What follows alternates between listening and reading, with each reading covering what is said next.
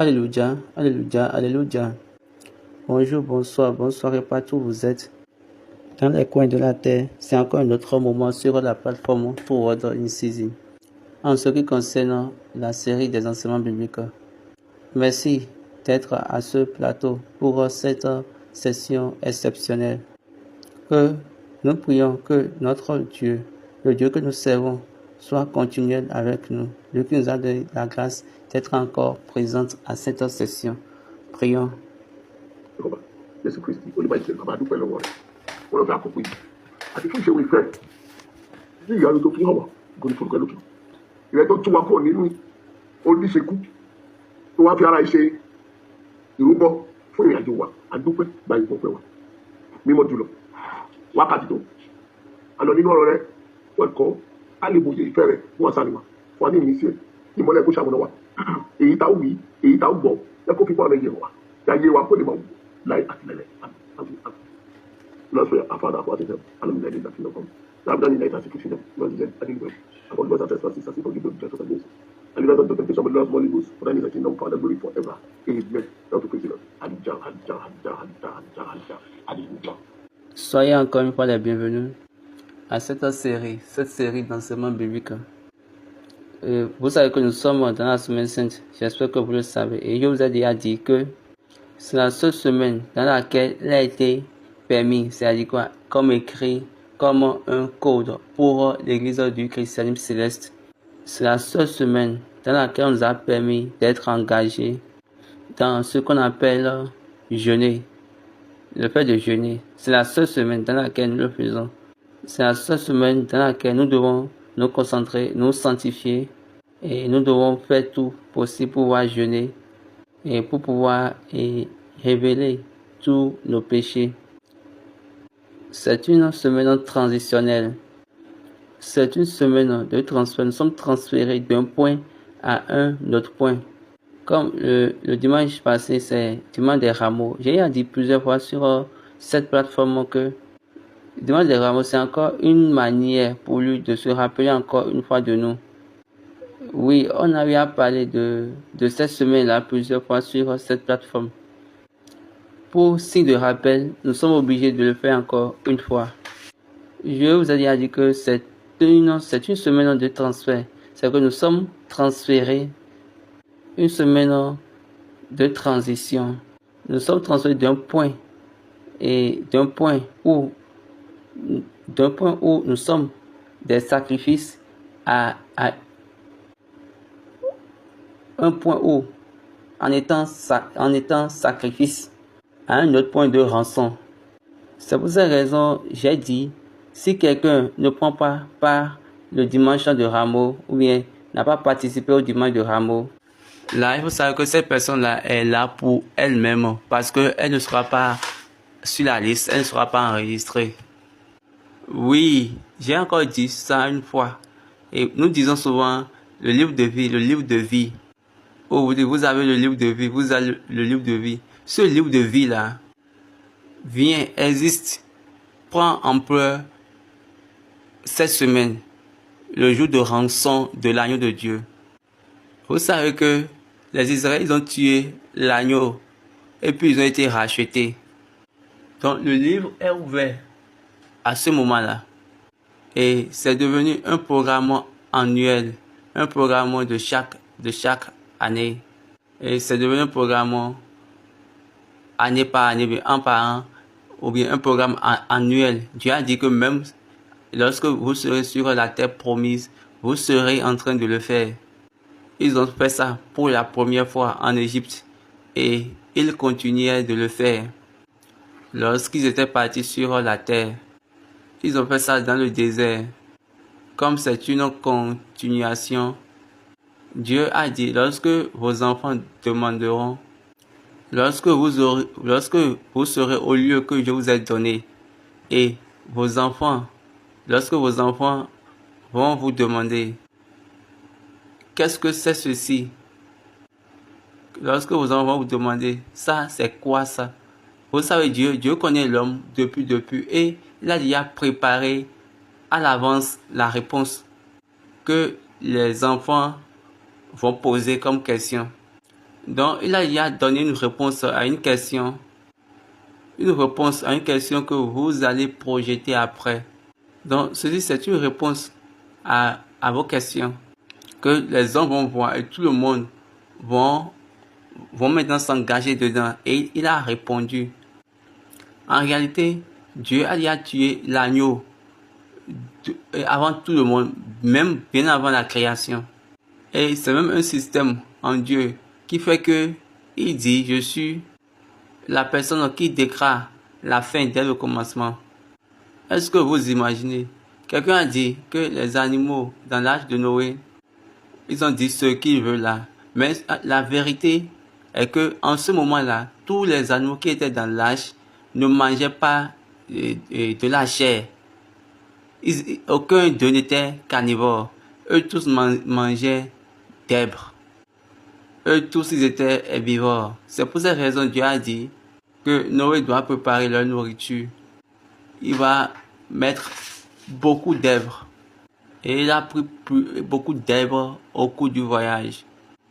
Pour le voyage. Donc c'est après la déluge que Dieu a amené maintenant cet incident de manger la chair. Dieu arrange toujours ces choses. Toute chose par rapport à Dieu est l'arrangement. Il est très quelqu'un qui arrange. Et tout est par rapport à un autre. C'est au moment où vous allez le comprendre. C'est en ce moment-là que vous pouvez connaître ces choses.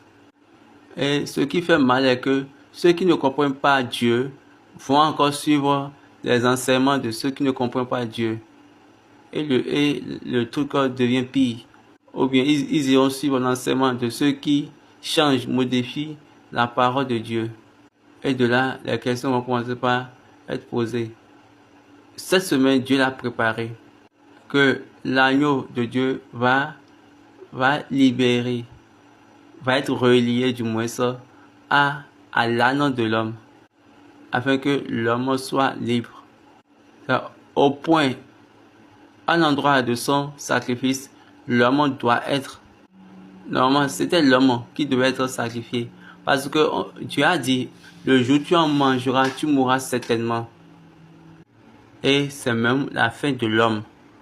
Depuis que Dieu a fait cette déclaration, c'est devenu la fin de l'homme. Et il y a plus d'espoir. Fin sans espoir. Et Dieu n'a plus rien dit à l'homme. Maintenant, il a donné un autre temps au serpent. Lorsqu'il disait dans Genèse 3, verset 15, je mettrai inimitié entre toi et la femme, entre sa postérité et ta postérité. Il brisera ta tête, et toi, tu lui briseras le talon. Elle brisera ta tête, et toi, tu lui briseras le talon. Donc, là, ça devient un événement qui viendra. Et vraiment, c'est devenu un événement. Et dans cet événement, il y a des choses qui sont vraiment importantes. Dieu a préparé toutes ces choses-là à l'avance. Abraham a donné un temps à Dieu et il a projeté son événement envers Isaac. Lorsque Isaac était appelé à mourir, Abraham lui a dit, Dieu se pourvoira lui-même de l'agneau pour ton rançon, autrement dit pour ton rachat. Et en ce moment-là, Dieu a amené un bélier à cornes, mais il n'a pas amené un agneau. Les musulmans, eux ont choisi, eux vont pour un bélier. Les musulmans, eux vont pour un bélier, mais les chrétiens, de leur côté, eux vont pour un agneau. Quel est ce chemin? Quel chemin? Chacun de nous avons choisi notre côté. Les musulmans vont dire qu'il a prévu un bélier. Mais les chrétiens, eux diront que c'est un agneau à la fin des temps. Ce que nous tous mangeons et bélier. Si c'est par rapport à la nourriture, ça ne dérange pas Dieu. Abraham a tué le bélier et pouvoir racheter Isaac. Mais Dieu savait l'intention de Dieu. Dieu savait l'intention du diable, ce qu'il voulait que l'homme soit, c'est-à-dire un corps vide, un humain vide. L'homme va devenir quelqu'un sans l'essence de Dieu, parce que c'est l'essence de Dieu qui donne la vie. Jésus est venu, il a dit, la parole que je prononce, je déclare, cette parole-là, elle est esprit et vie. L'Église céleste est venue et puis elle a dit, là ici est mais qu'est-ce qui a été exempté? C'est la parole de Dieu. Et Dieu a dit, ma parole. Abraham s'est exempté dans la parole de Dieu. Lisons dans Jean 10, verset 34, Jésus leur répond en leur disant, ce n'est pas écrit dans la loi que vous êtes des dieux. Disons, Jésus leur répondit, n'est-il pas écrit dans votre loi? J'ai dit, vous êtes des dieux. Si elle a appelé Dieu ceux à qui la parole de Dieu a été adressée, et si l'écriture ne peut être anéantie, celui que le Père a sanctifié et envoyé dans le monde, vous lui dites, tu blasphèmes. Et cela parce que j'ai dit, je suis le Fils de Dieu. Adam, on lui a donné la parole de Dieu et il est devenu le Dieu sur la terre. Adam, le premier homme à qui on a donné l'essence de Dieu. Jésus a dit, la parole que je suis en train de vous dire, elle est esprit et elle est vie. C'est pour cette raison, les théologiens étaient confus et puis ils ont dit que l'homme est constitué de l'esprit, de l'âme et du corps. Ça, c'est faux. L'homme est constitué uniquement du corps et de l'âme. Il n'y a pas l'esprit dans l'homme. Dans la constitution ou la composition de l'homme, la parole de Dieu, le commandement de Dieu est esprit. La parole là, elle vient à l'homme pour le diriger dans la direction, dans la vie. L'homme ordinairement est constitué de l'âme du moins et du corps. Qu'est-ce qu'on peut dire lorsque l'Église dit là ici est né? Lisons Genèse 6, verset 3. Alors l'Éternel dit, mon esprit ne restera pas à toujours dans l'homme, car l'homme n'est que chair et ses jours seront de 120 ans. Donc, ordinairement, un corps. Quand vous allez chez les Israélites, le sang est la vie de l'homme. La vie est dans le sang. Il a dit à Noé, lorsque Noé a quitté l'âge, alors lis Genèse chapitre 9. Genèse 6, verset 4. Seulement, vous ne mangerez point de chair avec son âme, avec son sang. Sachez-le aussi, je redemanderai le sang de vos âmes. Je le redemanderai à tout animal. Et je demanderai l'âme de l'homme à l'homme qui est son frère. Donc c'est en ce moment-là que les animaux commençaient par manger de la chair. Je redemanderai le sang de n'importe quelle bête. Et je redemanderai encore le sang d'un homme à son frère. Et l'exemple est que comme Caïn a tué Abel. Maintenant, l'agneau nous a été donné. L'agneau est devenu notre rançon le dimanche. Et le dimanche, il est devenu notre rançon. Et c'est à ce moment-là que le livre est ouvert. Le livre dans lequel on nous a enregistrés, nous tous, pour la vie, est ouvert ce jour-là. Le livre dans lequel, le livre qui a enregistré chacun de nous pour la vie, ce jour-là est ouvert. Le livre-là est ouvert. Au commencement, Dieu n'avait pas parlé du livre. Il a juste dit que lorsque tu mangeras, tu mourras certainement. Mais il a donné une parole de promesse. L'évangile a été premièrement annoncé au diable en présence de l'homme, et de sa femme. Le premier évangile a été annoncé au diable et ça a été donné comme un jugement. Et de plus, l'évangile lui-même en question est un jugement. Est-ce que vous imaginez? L'évangile est venu dans une manière de jugement, suivant un chemin de jugement. Parce que le jour où tu en mangeras, tu mourras certainement affamé tout le monde. Ils ont fini avec tout le monde dans la mort. Puis Dieu est revenu et a dit, je mettrai inimitié entre toi et la femme, entre sa postérité et ta postérité. Maintenant, l'évangile, elle te brisera la tête. Dans la vraie présence, au moment où l'homme et la femme étaient encore présents, Dieu était en train de dire cela. Donc, l'évangile est venu comme un jugement du diable, mais en présence de l'homme et de sa femme. L'évangile est le jugement de Dieu pour le diable, le jugement de Dieu envers le diable, en présence plutôt de l'homme. Ça, c'est encore une autre manière de définir l'évangile. Oh mon Dieu, que Dieu soit avec nous. Waouh. Donc, c'est une manière de juger le diable. Maintenant, si c'est le cas, pourquoi nous discutons sur l'évangile? Je comprends maintenant. Le diable vient maintenant et puis entre dans l'homme pour pouvoir pervertir l'évangile. Et afin que l'homme puisse voir l'évangile qui est jugement. On a jugé le diable en présence de l'homme. Le diable fait de telle manière que le diable maintenant entre dans les hommes, bien dans les humains, pour pouvoir pervertir l'évangile. Au lieu que le jugement soit sur lui, en présence des humains, ils vont voir ça comme la condamnation de l'homme. Et les hommes vont commencer par se lutter entre eux et ils vont commencer par se condamner les uns les autres. Ce que je suis en train de dire maintenant, je ne le savais pas. C'est maintenant que je suis en train de le savoir. Je suis en train de vous dire la vérité.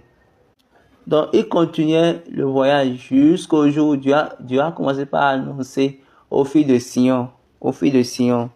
N'oubliez pas, parce que c'est par rapport à la femme. L'évangile est venu au moment où on a la femme en tant qu'une figure. Je mettrai inimitié entre toi et la femme, entre sa postérité et ta postérité, parce que l'homme est déjà parti, l'homme est déjà mort, il n'y avait plus d'homme. Ce n'est pour rien. Paul est venu là dire, Jésus est le deuxième homme et le dernier Adam. Maintenant, le reste de l'homme, c'est ça qui est la femme. Est-ce que vous comprenez? Maintenant, au reste de l'esprit de l'homme, Dieu a commencé par lui dire, rejouis-toi, fille de Sion. Rejouis-toi, fille de Sion. Oh mon Dieu, regarde ce qu'il me dit encore. Cet arrangement est vraiment exceptionnel. Dieu merci. Il est venu du côté de la femme et Dieu a commencé à donner la joie. Vous savez bien que les femmes sont les porteuses de vie. Vous savez bien que la vie est entrée dans le monde à travers la femme. Et il a dit, réjouissez-vous, les filles de Sion, votre roi vient. Lisons Zacharie 9, verset 9. Sois transporté d'allégresse, fille de Sion, pousse des cris de joie, fille de Jérusalem. Voici ton roi vient à toi. Il est juste et victorieux. Il est humble et monté sur un âne, le petit d'une ânesse. Donc Dieu a commencé par prophétiser. Les Zacharie, Ésaïe a parlé. Ésaïe 44, il a dit. Ésaïe 44, à partir du verset 23. Cieux, réjouissez-vous, car l'Éternel a agi. Profondeur de la terre, retentissez d'allégresse. Montagne, éclatez de cris de joie. Vous aussi, forêt, avec tous les arbres, car l'Éternel a racheté Jacob, et il a manifesté sa gloire en Israël. Ainsi par l'Éternel, ton Rédempteur, celui qui t'a formé dès ta naissance. Moi, l'Éternel, je t'ai fait toutes choses. Seul, j'ai déployé les cieux. Seul, j'ai étendu la terre. Dieu a commencé par parler. Et il parle de la réjouissance. Et il demande de pousser des cris d'allégresse. Je vous demande de faire ainsi parce qu'il y a de l'espoir qui vient. Donc tous ces prophètes-là, on commence par donner cette joie. Lisons Sophonie 3, verset 14. Pousse des cris de joie, fille de Sion, pousse des cris d'allégresse, Israël. Réjouis-toi et triomphe de tout ton cœur, fille de Jérusalem. L'Éternel a détourné tes châtiments et a éloigné ton ennemi, le roi d'Israël. L'Éternel est au milieu de toi. Tu n'as plus de malheur à éprouver. En ce jour-là, on dira à Jérusalem, ne crains rien, Sion, que tes mains ne s'affaiblissent pas. L'Éternel ton Dieu est au milieu de toi, comme un héros qui sauve. Il fera de toi sa plus grande joie.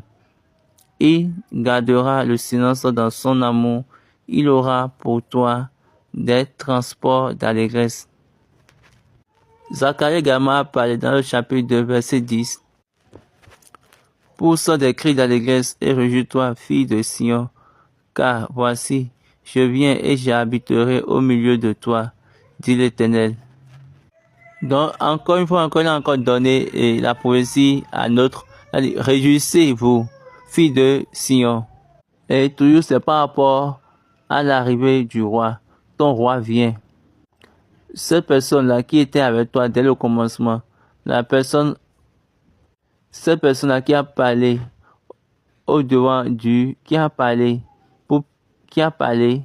au devant du serpent et qui a parlé pour le serpent au devant de l'homme, c'est cette personne-là qui vient. C'est lui qui sera ton roi. C'est lui qui va te sauver et anéantir la mort. Zacharie 9, verset 9. Sois transporté dans l'allégresse, fille de Sion. Poussez des cris de joie, fille de Jérusalem. Voici ton roi vient à toi. Il est juste et victorieux. Il est humble et monté sur un âne, le petit d'une ânesse. Donc, au chapitre 9, verset 9, il est venu là encore dit, réjouis-toi, fille de Sion. Ceci, c'est par rapport à l'arrivée du roi.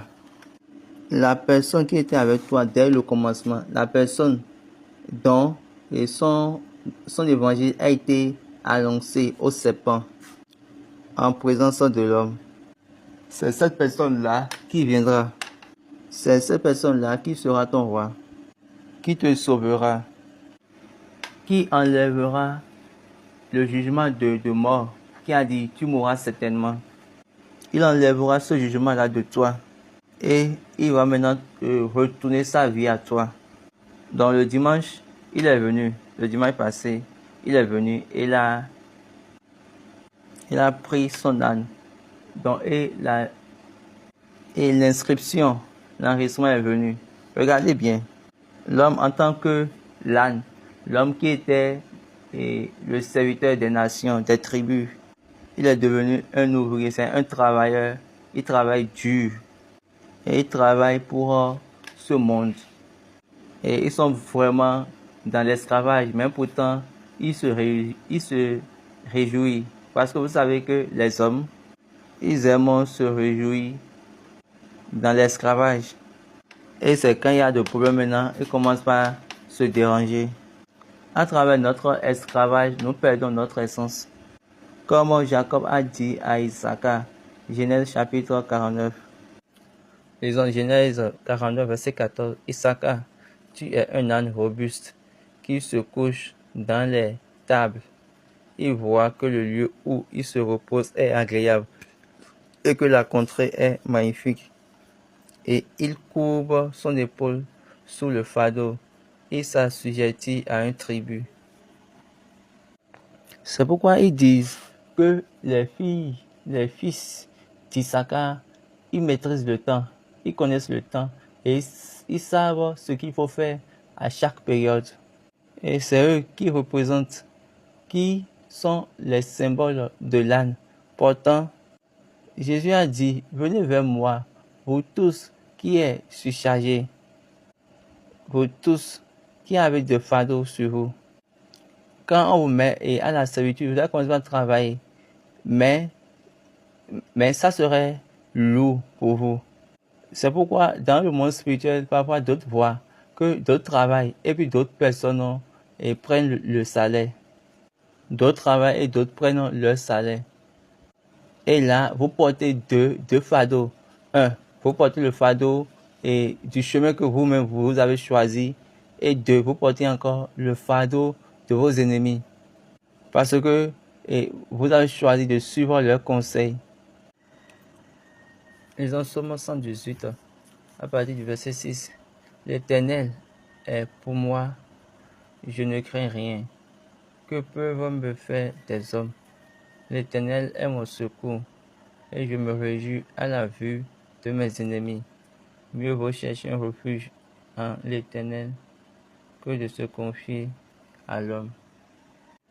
Donc, l'agneau de Dieu nous a appelés, nous, l'âne de l'homme.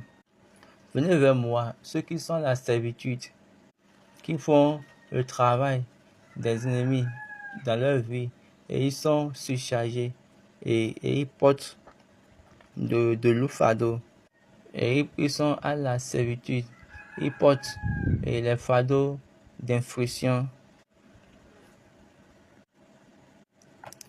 car ils sont à l'esclavage. Ils subissent des infractions, des afflictions, des condamnations. Nommez toutes ces choses-là, la punition, l'instruction, la confusion. Toutes ces choses-là se trouvent dans le fardeau de l'homme. Mais il vous a appelé parce que il a dit, je vais vous donner du repos. Donc le dimanche passé, il était venu pour prendre l'âne.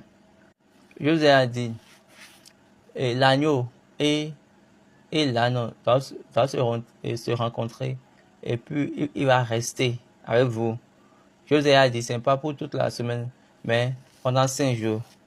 Et prenez votre rameau et allez à la maison. Quand vous venez à la maison avec le rameau, vous parlez. Et ne jetez pas simplement dans la maison. Vous prononcez une parole d'abord. Et là, jeudi, vous allez maintenant faire sortir cela. La puissance du jugement de Dieu. La puissance du jugement de Dieu. Et la puissance du jugement de Dieu. L'évangile au diable. L'évangile qu'on a fait au diable vient maintenant en même temps et ce jour-là dans ta maison. Ce que je dis maintenant, je ne sais pas si vous le saviez avant, mais je suis en train de vous dire la vérité. Le jugement de Dieu sur le diable en ta vraie présence. C'est ça l'évangile. Waouh! L'évangile est le jugement de Dieu en la présence de l'homme. Waouh! Waouh! Waouh! J'ai aimé. Donc, il y a des choses qui doivent être faites dans la semaine sainte précisément. Cette semaine, c'est une semaine même, Jésus lui-même a été oint. Il a été oint par qui? Par la femme. Waouh! Et regardez ce que Jésus lui a dit. Matthieu 26, verset 7. Comme Jésus étant à Béthanie, dans la maison de Simon le lépreux, une femme s'approcha de lui, tenant un vase d'albâtre qui renfermait un parfum de grand prix, et pendant qu'il était à table, elle répandit le parfum sur sa tête.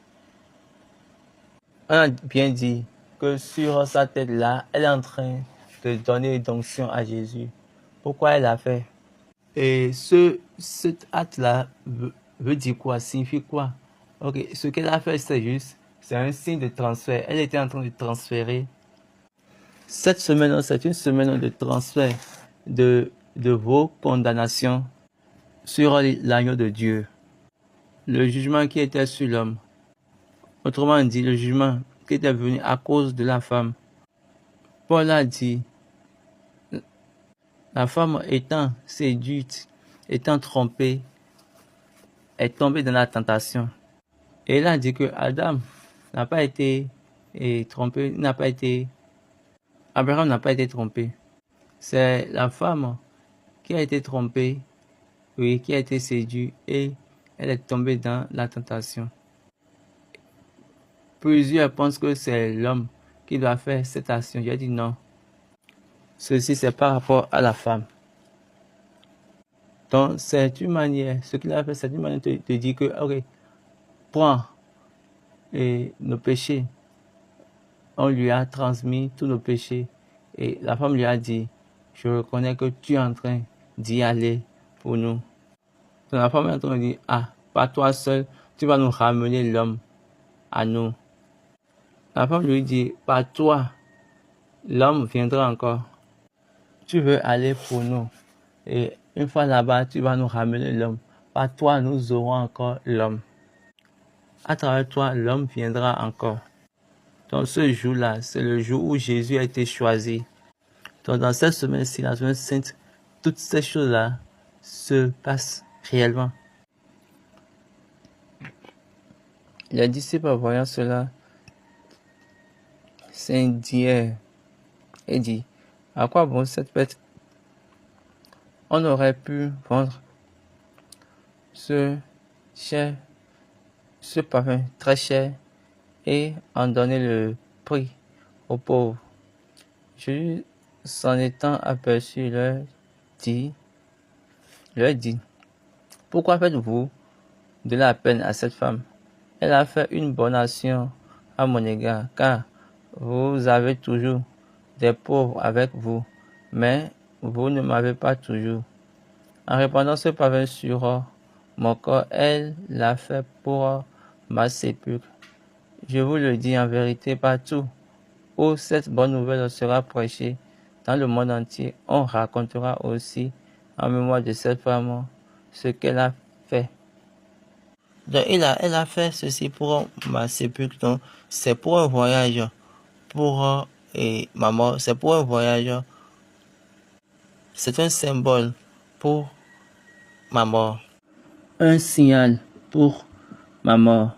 Souvent César dit, car tu ne me livreras pas mon âme au séjour des morts. Tu ne permettras pas que ton bien-aimé voie la corruption. Tu me feras connaître le sentier de la vie. Il y a d'abondance de joie devant ta face, des délices éternelles à ta droite. Donc, ces deux versets montrent l'accord. Donc, pour qu'il n'y ait pas la corruption, ça montre que Dieu doit oindre son corps. Dieu doit mettre de l'onction sur lui. Le transfert du péché est venu pour que son corps soit maintenu et pour que son corps ne connaisse point la corruption. Est-ce que vous voyez, Dieu est en train de faire une équation de telle manière. Dieu est en train de faire une équation de telle manière que le serpent, les anges et tous les hommes, bien le serpent, l'homme et tous les anges ne vont même pas comprendre. C'est pourquoi Paul a dit, c'est un mystère qui est caché en Dieu. Oui, ceux qui étaient même avec Dieu, personne ne le savait. Est-ce que vous avez vu la bonté de ce que cette femme-là a fait? Jésus a dit que elle a fait ceci pour ma sépulcre. Après, Jésus a dit, partout où cette bonne nouvelle sera annoncée, on doit parler de cette femme. Et je suis en train de vous dire la vérité. Aujourd'hui, c'est aujourd'hui seulement que j'ai su. C'est aujourd'hui que j'ai bien compris cette phrase-là. Parce que au moment où l'évangile était en train de donner, la femme a été liée, oui, mais attachée avec l'évangile. Dès le commencement, l'évangile prononcé au diable, l'évangile de condamnation, de jugement prononcé au diable, est lié, c'est attaché à la femme. Donc Jésus a complété, a dit que cet évangile comme un seul évangile. L'évangile de la justification, l'évangile de la vérité, l'évangile de vie, l'évangile de puissance, l'évangile de pouvoir, l'évangile du royaume, même le vrai évangile. C'est-à-dire, quel que soit le lieu où cet évangile sera prêché dans le monde entier. Ok, posons cette question. En réalité, où cet évangile est en train d'être prêché, où? Maintenant, nous avons enlevé la femme de l'évangile. Regardez même, vous souvenez même la composition. Quand la Bible a dit que réjouissez-vous les filles de Sion, il y a d'autres. Ils disent réjouissez-vous les fils et filles de Sion. Et vous racontez ce que vous voulez. Vous faites cela pour vous-même. Qu'est-ce qu'il est en train de rechercher? L'homme, le fils doit être né. Et non la femme. Parce que la femme est déjà dans l'évangile. Je mettrai inimitié entre toi et la femme. Dans le premier jugement était le premier évangile. L'ouverture du jugement, le premier point du jugement, la première prononciation du jugement, l'évangile a été prêché. L'évangile a dit à l'action de la femme dans le voyage, inimitié entre toi et la femme. L'autre fait maintenant deux, entre sa postérité et ta postérité. Autrement dit, la femme doit produire une prospérité. En faisant ceci, la femme ne peut pas produire, d'accord, de la postérité pour elle-même. Donc, la postérité que la femme a produite, c'est une postérité, pas transfert. La femme, elle a produit la prospérité par le chemin du transfert. Ils ont envoyé Jésus en haut avec le Fils de l'homme.